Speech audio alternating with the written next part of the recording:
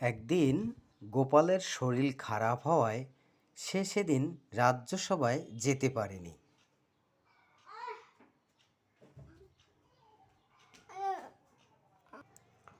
মহারাজ কৃষ্ণচন্দ্র সভাসদেরে নিয়ে নানা আলাপ আলোচনা করতে করতে হঠাৎ তার কি মনে হলো, তিনি বললেন, আমার সবার মধ্যে এমন কেউ কি আছে যে গোপালের ঘর থেকে যা হয় একটা কিছু চুরি করে আনতে পারে?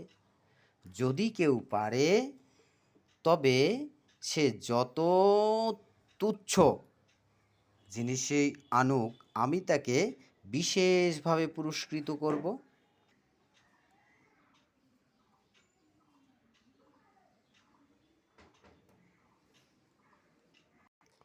মহারাজের এই পুরস্কার ঘোষণায় মনে মনে লোভ হলেও কেউ কিন্তু রাজি হলো না গোপালের ঘরে গিয়ে চুরি করতে। কারণ গোপাল বড় চতুর, তার চোখে মুখে ধুলো দেওয়া সহজ নয়। ধরা পড়লে নাকালের শেষ থাকবে না।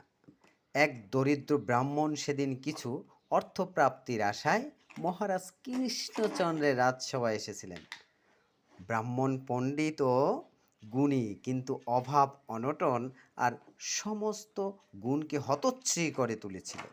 কাজেই কেউ রাজি হচ্ছে না দেখে সে অর্থলোভে স্বীকৃত হলো এই কাজ করতে। মহারাজ কৃষ্ণচন্দ্র বিস্মিত হলেও তিনি মানা করলেন না তাকে, বরং প্রকারান্তে উৎসাহই যোগালেন। ব্রাহ্মণ পুরস্কারের লোভে সেই দিন মধ্যরাত্রে সুযোগ বুঝে গোপালের বাড়িতে শীত কেটে প্রবেশ করল। গোপাল অবশ্য আগে থেকেই রাজসভার আলোচনা জানতে পেরেছিল, তার অনুগ্রহ ভাজন কোনো লোকের মারফত। পরের অংশ আমরা পার্ট 2-এ জেনে নেব। ধন্যবাদ সবাইকে।